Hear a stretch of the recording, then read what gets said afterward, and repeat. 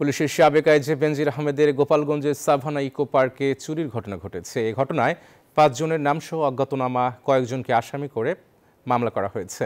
বৃহস্পতিবার সন্ধ্যার দিকে মামলাটি দায়ের করেন ওই রিসোর্টের ম্যানেজার মোহাম্মদ সরোয়ার হোসেন। মামলায় উল্লেখ করা হয়েছে, গত ১২ জুন রাতে আসামিরা পরস্পর যোগসাজশে পার্কে ৩টি কম্পিউটারের সিপিইউ ও একটি মনিটর নিয়ে পালিয়ে যায়। পরে পার্কের সিসিটিভি ক্যামেরার ফুটেজ দেখে আসামিদের শনাক্ত করে মামলাটি দায়ের করা হয়। পুলিশ জানায়, মামলাটি আমলে নিয়ে তদন্ত শুরু করেছে তারা। সাভানা ইকো রিসোর্ট ও ন্যাচারাল পার্কের ম্যানেজার আজকে এই যে আধা ঘন্টা আগে আমাদের কাছে আসছিল একটা অভিযোগ নিয়ে যে গতকালকে রাত্রে হয়েছে, তার অফিস থেকে 3টা সিপিইউ এবং একটা মনিটর চুরি হয়েছে।